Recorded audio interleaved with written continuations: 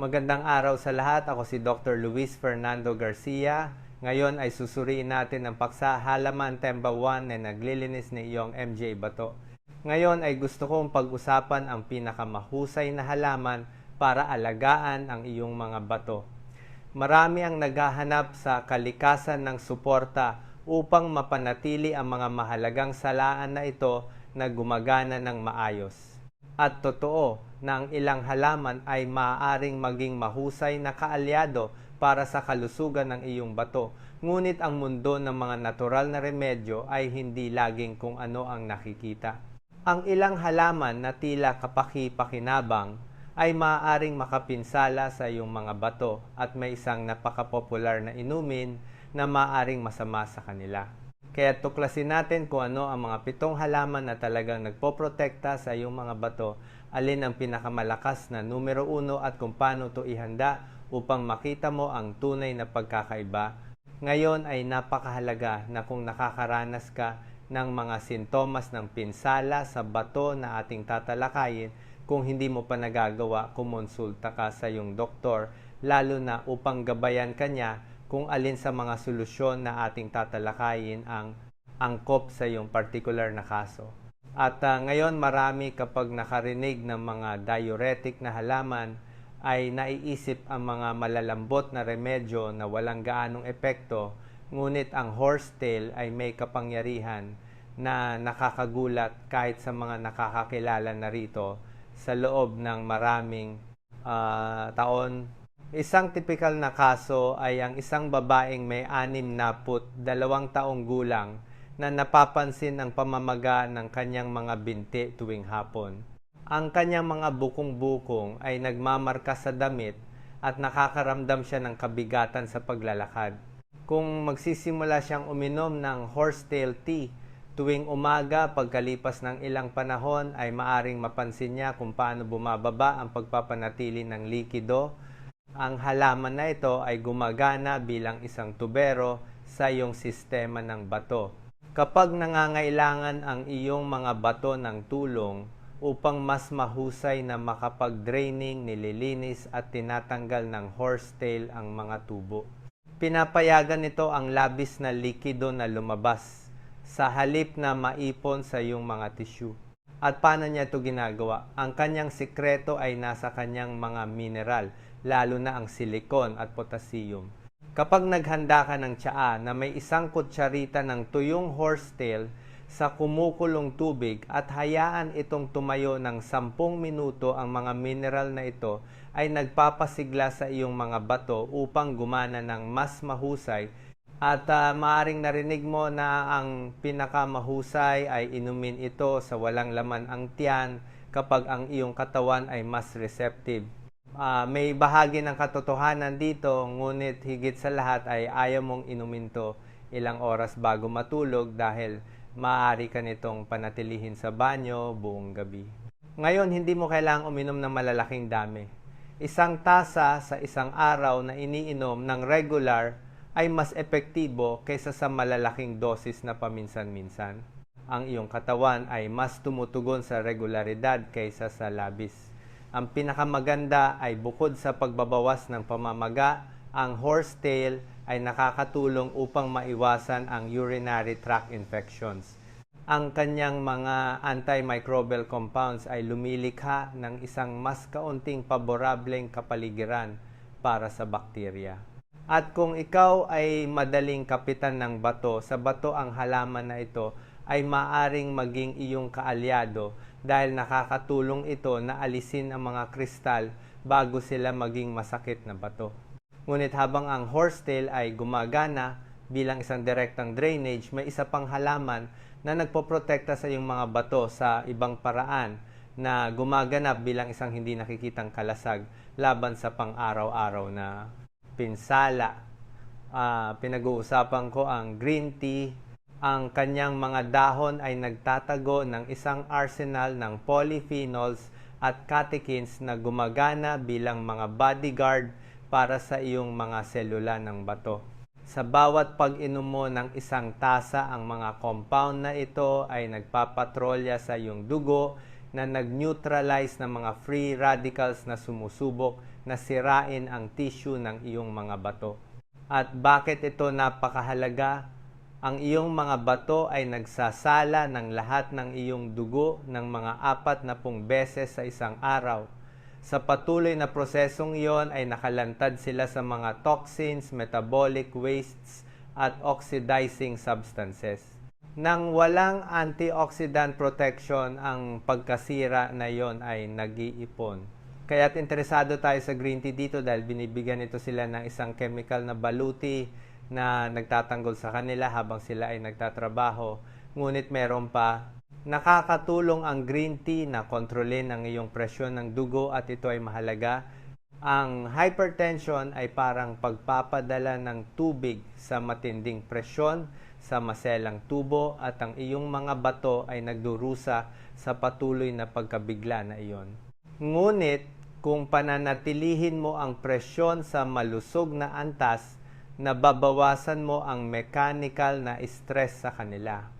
Pagkatapos, ang kanyang mga anti-inflammatory properties ay sumasalakay sa isa pang harapan. Ang talamak na pamamaga sa mga tissue ng bato ay tahimik ngunit mapanira at ang mga polyphenols ng green tea ay nagpapaginhawa sa pamamaga na iyon mula sa loob. Ngayon, kung meron kang diabetes o pre-diabetes, nag-aalok ang green tea ng dagdag na proteksyon. Nakakatulong ito na mapabuti ang kontrol ng asukal sa dugo at pinipigilan nito ang diabetic nephropathy, isa sa mga pangunahing sanhi ng pagpalya ng bato. Gayunpaman, para sa mga benepisyo na ito, mas mahusay na pumili ng kalidad na maluwag na dahon sa halip na mga commercial na sachet na madalas ay may pulbos na mababa ang kalidad. Ang perpektong dosis ay 2 hanggang 3 tasa sa isang araw, mas mainam sa pagitan ng mga pagkain upang hindi makagambala sa pagsipsip ng iron. At narito ang isang bagay na ayaw ipaalam ng industriya ng inumin sa iyo tungkol sa ilang malusog na juice na nangangako na linisin ang iyong mga bato. Dahil bago tayo magpatuloy sa mas maraming kapaki-pakinabang na halaman, kailangan kong pag-usapan ang isang bagay na lumalaganap sa social media bilang holy grail para sa mga bato. Maaring nakita mo na ang mga viral video na nagpo-promote ng Granada juice bilang isang milagrosong elixir ng bato. Ang mga influencer ay nagpapakita ng kanilang mga baso na puno ng matinding pulang likido na nangangako ng malalim na paglilinis ng iyong mga bato. Ngunit ang katotohanan ay ibang-iba at ang commercial na Granada juice ay isang concentrated sugar bomb. Ang isang tasa lang ay maaring maglaman ng hanggang 30 gramo ng fructose katumbas ng 8 kutsarita ng asukal. At kapag ininom mo ang juice na iyon nang walang hibla ng buong prutas na makakapigil sa pagsipsip nito, ang lahat ng fructose na iyon ay sumasama sa iyong atay at mga bato. Sa katunayan, at gaano kamahal ang paggawa ng industriya ng sinasabing malusog na juice na iyon, ang mga Granada na may mas mababang kalidad. Ang mga hindi angkop para sa direktang pagbebenta ay binibili ng mga sentimo, pinoproseso, dinagdagan ng tubig, minsan mas maraming asukal at ibinebenta sa iyo sa €5 bawat litro bilang isang premium na produkto para sa iyong kalusugan. At ang mekanismo ng pinsala ay direkta. Kino-convert ng iyong atay ang fructose na iyon sa taba. Bahagi nito ay naiipon na lumilikha ng fatty liver. Samantala, nahihirapan ang iyong mga bato na salain ang labis na asukal at ang mga byproducts ng metabolic. Ito ay dobleng stress na ironically ay nakakasira sa parehong organo na sinasabing pinoprotektahan. Ngayon, ang buong Granada ay ibang kwento. Ang kanyang mga punical agents at antioxidants ay mayroong proteksyon na katangian, ngunit nakabalot sila ng hibla na nagpapagaan sa pagsipsip ng natural na asukal. Ang iyong katawan ay dahan-dahang pinoproseso ang mga asukal at nakukuha mo ang mga benepisyo para sa mga bato ng walang labis na karga. Kaya't ang juice na nangangako na lilinisin ang iyong mga bato ay maaaring nagpapahaba ng trabaho sa kanila upang iproseso ang isang tsunami ng fructose, isang prutas na naging kontrabida dahil sa paraan ng ating pagkonsumo nito. At kung pag-uusapan ng mga halaman na talagang nagpoprotekta kapag ginamit ng tama, may isang itinuturing na damo na nagtatago ng kayamanan sa kanyang mga ugat. Ang damo na yon ay ang nettle, isang halaman na iniiwasan ng karamihan dahil sa takot sa kanyang kagat. Ngunit ang itinuturing ng marami na abala sa hardin ay sa katunayan isa sa mga pinakakumpletong natural na parmasya para sa iyong mga bato. Ang pinakakaraniwang pagkakamali ay ang isipin na ang lahat ng nettle ay delikado. Ang mga dahon ay talagang nangangagat kapag sariwa, ngunit ang tunay na kayamanan ay nasa ilalim ng lupa. Ang ugat ng nettle ay naglalaman ng flavonoids, phenolic acids at lignans na gumagana sa iyong tissue ng bato. Kapag naghanda ka ng decoction gamit ang tuyong ugat ng nettle, pakuluan ang isang kutsara sa 2 tasa ng tubig. Sa loob ng 15 minuto, ang mga compound na ito ay magsisimulang kumilos. Gumagana ang mga flavonoid bilang detoxifying agent. Tinutulungan nila ang iyong mga bato na alisin ang mga mabibigat na metal at metabolic waste na naiipon sa paglipas ng panahon. At paano ito maisasalin sa iyong pang-araw-araw na buhay? Mas kaunting pamamaga sa urinary tract. Kung nakaramdam ka ng discomfort sa pag-ihi o ang pakiramdam na hindi ganap na nauubos ang pantog ang ugat ng nettle, ay makakatulong na mapanatili ang normal na daloy at mabawasan ang iritasyon. At ang phenolic acids ng nettle ay may isa pang function. Pinoprotektahan nila ang mga selula ng bato mula sa oxidative stress, ang hindi nakikitang pagkasira na nangyayari araw-araw. Maaari mong tingnan ang mga ito bilang isang maintenance team na nag-aayos ng maliliit na pinsala bago pa maging mas malalaking problema. Gayunpaman, upang kainin ito ng ligtas, huwag gumamit ng sariwang dahon ng direkta. Kung nais mong gamitin ang mga dahon, patuyuin muna ang mga ito o bilhin na ang mga ito ay naproseso. Ang pagluluto o pagpapatuyo ay nag-aalis ng mga stinging hairs at ang isang tsaa mula sa tuyong dahon bukod sa decoction ng ugat ay nagbibigay sa iyo ng kumpletong suporta. Sa katunayan, ang isang karaniwang protocol ay ang uminom ng 1 tasa ng dahon ng tsaa sa umaga at isa pa ng decoction ng ugat sa hapon.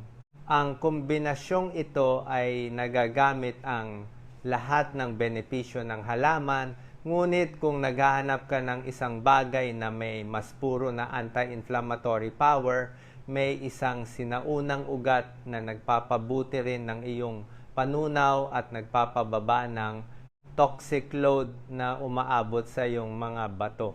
Pinag-uusapan ko ang luya, ang buhol-buhol na ugat na maaaring nakalimutan mo sa iyong kusina. Ang kanyang anti-inflammatory power na puro sa gingerol ay maaaring magbago ng kalusugan ng iyong mga bato mula sa maraming anggulo. Ang gingerol ay hindi lamang isang karaniwang anti-inflammatory compound. Direktang kumikilos ito sa mga inflammatory pathways na sumisira sa tissue ng bato. Kapag nagkuskus ka ng sariwang luya sa mainit na tubig at iniwan itong mag-infuse ng 5 minuto, inilalabas mo ang aktibong sangkap na ito na dumadaloy sa iyong dugo patungo sa mga bato, at kapag nandoon na, pinapawi nito ang systemic inflammation na sumisira sa kanila araw-araw. Bukod pa rito, sa pamamagitan ng pagpapabuti ng iyong panunaw, nababawasan nito ang dami ng mga toxins at basura na inilalabas ng iyong bituka sa daluyan ng dugo. Ang isang bituka na gumagana ng maayos ay nangangahulugang mas kaunting trabaho para sa iyong mga bato. Ito ay parang meron kang pre-filter na sumasala ng basura bago pa man ito makarating sa pangunahing planta ng pagproseso, at ang kanyang diuretic effect ay banayad ngunit epektibo. Hindi ka nito papatakbuhin sa banyo tulad ng ibang agresibong diuretics. Ang ginagawa nito ay unti-unting pagtaas ng produksyon ng ihi. Pinapayagan nito ang iyong mga bato na alisin ang mga toxins nang hindi nawawalan ng mahahalagang mineral, at ang isang kutsarita ng sariwang ginadgad na luya sa isang tasa ng mainit na tubig ng 3 beses sa isang araw ay sapat na upang mapansin ang epektong ito. At narito ang isang bagay na interesante para sa mga dumaranas ng pagduduwal na may kaugnayan sa problema sa bato. Ang luya ay nagpapakalma sa sira-sirang tiyan. Isang mahalagang lunas kapag ang pag-ipon ng basura at toxins ay nagpaparamdam sa iyo ng sakit. Hindi lamang nito pinoprotektahan ng iyong mga bato, tinutulungan ka rin nitong mas gumaan ang pakiramdam habang ginagawa ito. Gayunpaman, ang paraan ng paghahanda ay gumagawa ng pagkakaiba. Ang sariwang luya ay mas makapangyarihan kaysa sa tuyo. Balatan ang isang piraso na kasing laki ng iyong hinlalaki, gadgarin ito ng pino at hayaan itong magbabad sa tubig na 80 degree, hindi kumukulo, upang mapreserba ang mga aktibong sangkap nito. Kung magdaragdag ka ng ilang patak ng lemon, pinapalakas ng vitamina C ang pagsipsip ng gingerol. Maaari mo itong inumin bilang tsaa sa pagitan ng mga pagkain o idagdag ang ginadgad na luya sa iyong mga pagkain. Ang susi ay ang pagiging regular. 2 hanggang 3 tasa araw-araw sa loob ng isang buwan ay napatunayang nagpapababa ng mga marker ng pamamaga. At kung pag-uusapan ng mga inumin, merong isang bagay na kinakain ng milyon-milyong tao araw-araw, iniisip na sila ay nag-rehydrate.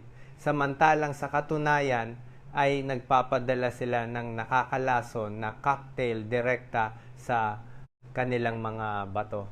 At ang inumin na yon ay walang iba kundi ang soft drinks. Ang perpektong halimbawa kung paano maaring gawing lason ng industrial na paghahanda ang simpleng sangkap at gaano kamahal ang paggawa ng 1 litro ng soft drinks ng industriya, mas mababa sa 20 sentimo. Ang high fructose corn syrup, ang kanilang pangunahing sangkap, ay nagkakahalaga ng sentimo bawat kilo. Ngunit nagbabayad tayo ng €2 o higit pa para sa isang bote na naglalaman ng katumbas ng 10 kutsarita ng likidong asukal, at ang unang dagok ay nagmumula sa syrup na iyon. Hindi tulad ng asukal sa mesa, ang fructose mula sa corn syrup ay direkta sa iyong atay kung saan ito ay nagiging taba. Ang bahagi ng taba na iyon ay nananatili doon na lumilikha ng fatty liver, at ang natitira ay nagpapalipat-lipat sa iyong dugo na pinipilit ang iyong mga bato na magtrabaho ng labis na oras upang salain ito. Ngunit mayroong isang pangalawang aggressor na kakaunti ang nakakaalam, ang phosphoric acid. Ang compound na ito na nagbibigay ng maasim na lasa sa soft drink ay nagpapabago sa balanse sa pagitan ng calcium at phosphorus sa iyong katawan. Nahihirapan ang iyong mga bato na panatilihin ang balanse na iyon, at kapag labis ang phosphorus, nagsisimula silang bumagsak. Sa katunayan, ang mga regular na umiinom ng soft drinks ay mas mataas ang panganib na magkaroon ng talamak na sakit sa bato. Hindi ito nagkataon. Ito ay direktang resulta ng pagpapahirap sa mga bato sa patuloy na pambobomba ng fructose at phosphoric acid. At ang pinakanakababahala ay ang panloloko ng hydration. Umiinom ka ng soft drinks, iniisip na nag-rehydrate ka, ngunit ang mataas na konsentrasyon ng asukal at sodium ay nangangailangan ng mas maraming tubig ang iyong katawan para iproseso ito. Sa halip na mag-hydrate, nagde-dehydrate ka. At ang iyong mga bato na nangangailangan ng tubig upang gumana ng maayos ay nauuwi sa pagtatrabaho ng mas kaunting likido kaysa sa kinakailangan. Kaya't ang industrial na paghahanda na ito ay nagpapalit ng inumin sa isang cocktail na aktibong sumisira sa kalusugan ng bato. Carbonated water, murang syrup at agresibong kemikal na ibinebenta bilang pampalamig at kasiyahan. Samantala, merong isang mapagpakumbabang halaman na niyayapak sa mga hardin sa buong mundo na nag-aalok ng kabaligtaran, tunay na proteksyon para sa iyong mga bato. At iyon ang dandelion, ang numero 1 sa aming listahan sa isang dahilan na sumasalungat sa lahat ng lohika. Habang gumagasta tayo ng pera sa mga imported na suplemento, ang pinakakompletong natural na suporta para sa iyong mga bato ay lumalaki ng libre sa mga parke at hardin. Ang parehong halaman na binubunot mo bilang damo ay maaaring ang iyong pinakamahusay na kaalyado sa bato. At bakit halos walang nakakaalam ng kapangyarihang ito? Dahil nakalimutan nating tumingin sa ibaba. Ang sikreto ng dandelion ay nasa kanyang mga ugat, habang ang ibang halaman ay naglalabas ng mababaw na ugat. Ang dandelion ay inilulubog ang mga ito hanggang sa 2 metro ang lalim. Doon sa ibaba kung saan hindi umaabot ang ibang halaman, sumisipsip ito ng mga mineral na wala na sa ibabaw ng lupa. Potassium, magnesium, iron, lahat ay puro sa mga mapait na ugat na karaniwang tinatapon ng karamihan. At narito ang hindi pangkaraniwan. Karamihan sa mga diuretics ay nagpapawala sa iyo ng potassium kasama ng tubig. Iyan ang kanilang malaking problema. Nag-aalis ka ng likido ngunit hindi balanse ang iyong mga electrolyte. Ang dandelion ay gumagawa ng kabaligtaran. Ito ay isang malakas na diuretic na nagpapalit ng potassium habang inaalis ang labis na tubig. Pinapanatili ng iyong katawan ang balanse nito habang nagtatanggal ng mga toxins. Ang maganda ay para magamit ang kapangyarihang ito, maaari mong gamitin ang buong halaman.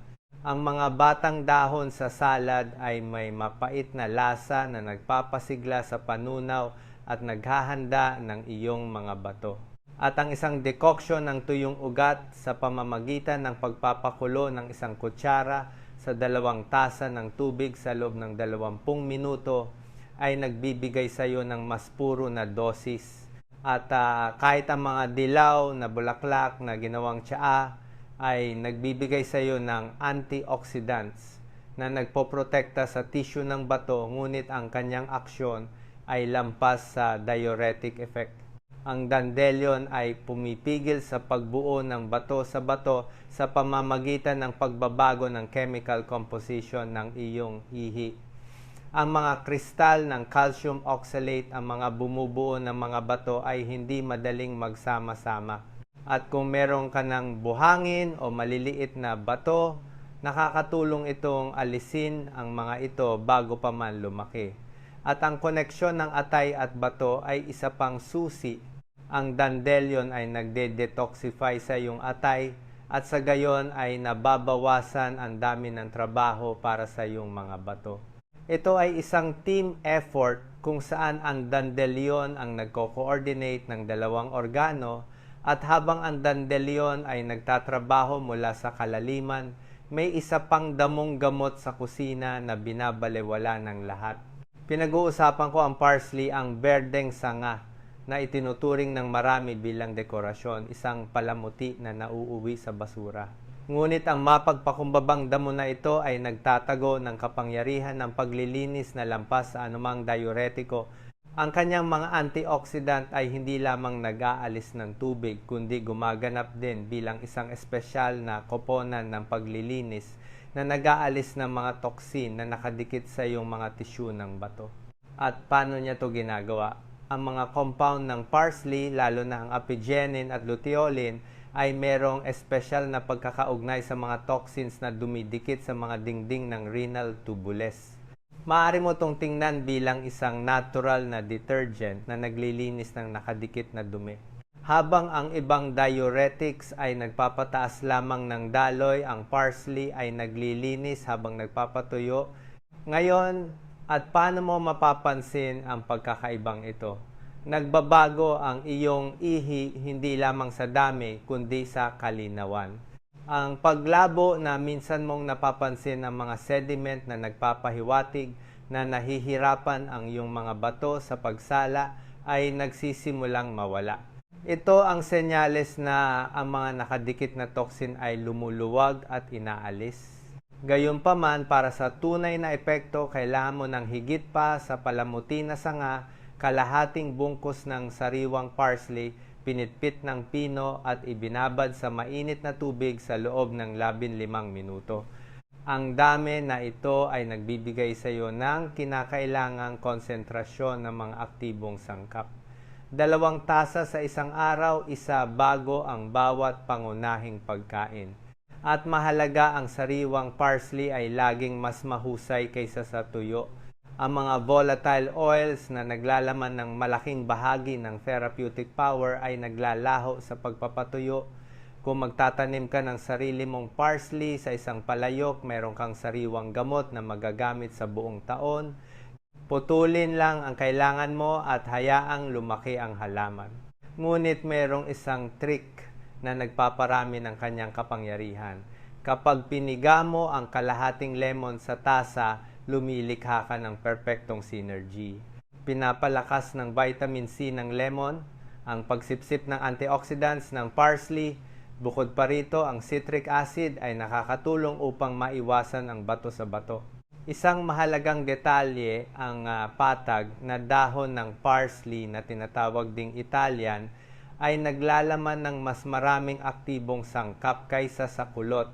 Kung makakapili ka, piliin ang patag. At kung isasama mo ito sa sariwang kinsay sa isang juice, mas lalong mapapalakas mo ang epekto ng paglilinis ng bato. At kung pag-uusapan ang makapangyarihang kombinasyon, may isang duo na pinagsasama ang matamis at gamot na lumilikha ng isang synergy na pasasalamatan ng iyong mga bato araw-araw. Ang duo na iyon ay ang cinnamon na may balat ng mansanas. Ang manipis na balat ng prutas na ito ay naglalaman ng pectin, isang hibla na gumagana bilang isang molecular sponge sa iyong digestive system. Kapag ang pectin ay umabot sa iyong bituka, kinukuha nito ang mga toxin, mabibigat na metal at labis na kolesterol bago pa man pumasok sa iyong dugo. At paano mo mapapalakas ang epektong ito? Dito papasok ang cinnamon. Habang ang balat ng mansanas ay kumukuha ng mga toxin sa iyong bituka, ang cinnamon ay nagtatrabaho sa iyong dugo sa pamamagitan ng pagkontrol ng asukal. Sa bawat pagtaas ng iyong glucose level, naghihirap ang iyong mga bato, ngunit pinapawi ng cinnamon ang mga pagtaas na iyon. Pinoprotektahan nito ang maselang tissue ng bato mula sa pinsala na dulot ng labis na asukal. Ang cinnamon ay nagpapadali rin sa pag-aalis ng sodium, ang mineral na nagpapanatili ng tubig at nagpapataas ng iyong presyon ng dugo. Sa pamamagitan ng pagtulong sa iyong mga bato na maglabas ng mas maraming sodium, nababawasan mo ang pamamaga at pinoprotektahan ang mga organong ito mula sa stress ng hypertension. At ang isang kutsarita ng cinnamon powder araw-araw ay maaring gumawa ng pagkakaibang ito. At paano natin to ihahanda? Hugasan ng mabuti ang isang organikong mansanas, balatan ang balat sa mahahabang piraso at hayaan itong matuyo sa araw o sa oven sa mababang temperatura. Kapag tuyo na, pakuluan ang isang kutsara ng balat na may isang sanga ng kanela sa 3 tasa ng tubig sa loob ng 15 minuto. Ang resulta ay isang mabangong inumin na may gamot na kapangyarihan at ang synergy sa pagitan ng dalawang sangkap ay lampas pa. Pinapakain ng pectin ng mansanas ang magagandang bakterya sa iyong bituka. Ang mga bakterya na ito, kapag malusog, ay naglalabas ng mga compound na nagpapababa ng pamamaga sa buong katawan mo kasama na ang iyong mga bato. Ang cinnamon naman ay merong antimicrobial properties na nag-aalis ng mga mapaminsalang bakterya, kaya't magkasama silang lumilikha ng perpektong kapaligiran sa bituka na makikita sa mas malusog na mga bato.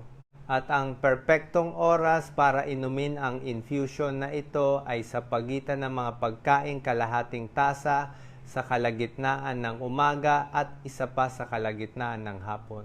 Ang natural na matamis na lasa ng cinnamon ay nangangahulugang hindi mo kailangang magdagdag ng asukal na magiging kontraproduktibo. Kung inumin mo ito na maligamgam, mas mahusay na masisipsip ang mga aktibong compound. Pagkatapos ng isang buwan ng regular na pagkonsumo, marami ang nakakapansin ng banayad ngunit mahalagang pagbabago.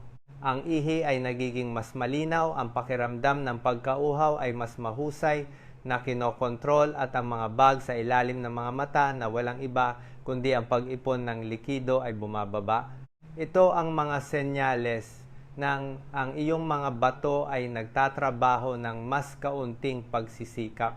Ngayon, bago ka tumakbo upang ihanda ang mga infusion na to, may isang bagay na dapat mong malaman. Ang mga halaman na ito ay hindi para sa lahat at kapag pinag-uusapan ng mga bato, mga organo na maring nakompromiso na, ang prinsipyong ito ay nagiging isang bagay na dapat isaalang-alang ng mabuti. Kunin natin ang parsley, ang damong naglilinis na pinuri natin. Kung ang iyong mga bato ay meron ng advance na problema, maaring hindi ang parsley ang pinakamahusay na ideya. Ang mataas na nilalaman nito ng oxalates, ang parehong mga compound na nakakatulong sa paglilinis ay nag-iipon kapag hindi kayang salain ng maayos ng iyong mga bato. At ano naman ang horsetail? Ang natural na tubero, kung umiinom ka ng gamot para sa presyon ng dugo, ang diuretic effect ng halaman na ito ay nadaragdag sa iyong gamot at maaaring magpababa ng iyong presyon sa napakababang antas. Bukod pa rito, kung meron ka ng electrolyte imbalance, maaaring lumala to ng horsetail. Pagkatapos ang dandelyo na may kakaibang kalamangan ng pagpapalit ng potassium habang nag-aalis ng likido ay maaaring maging isang bagay na dapat iwasan kung hindi na maayos na nagsasala ang iyong mga bato. Sa advance na sakit sa bato, ang labis na potassium ay hindi inaalis. Naiipon ito sa iyong dugo na lumilikha ng hyperkalemia. Gayun din ang luya na may lahat ng kanyang kapangyarihang anti-inflammatory ay nakikialam sa mga anticoagulants tulad ng warfarin. Kung umiinom ka ng mga gamot na to at nagdaragdag ng luya sa iyong routine, maaaring maging masyadong malabnaw ang iyong dugo. Isa pang halaman na kailangan gamitin ng may pag-iingat ay ang nettle na maaaring magdulot ng malalaking pagbabago sa asukal sa dugo kung gumagamit ka ng gamot para sa diabetes. Kaya't ang pag-alam sa iyong kasalukuyang kalusugan ay hindi optional. Ang isang pangunahing blood test at isang konsultasyon sa iyong doktor tungkol sa mga interaksyon ay magiging magandang ideya kung meron ka ng anumang kondisyon sa kalusugan at gusto mong magsimula sa alinman sa mga halamang gamot na ito, at ang tunay na karunungan ay wala sa pag-alam sa pinakamakapangyarihang halaman kundi sa pag-unawa kung alin ang tama para sa iyo sa oras na ito ng iyong buhay. Nakita natin kung paano nalalampasan ng dandelyo ng mamahaling remedyo, kung paano nililinis ng parsley ang hindi maabot ng iba, at kung paano maraming salamat sa inyong lahat sa pakikinig sa aking paliwanag tungkol sa mga halaman na makakatulong sa ating mga bato. Kung nagustuhan nyo ang diskusyon na ito at gusto nyo pang matuto tungkol sa kalusugan at iba pang natural na pamamaraan, mangyaring mag-subscribe sa aking channel, Dr. Luis Fernando Garcia. Makakatulong ito para mas marami pa tayong matulungan. Hanggang sa muli,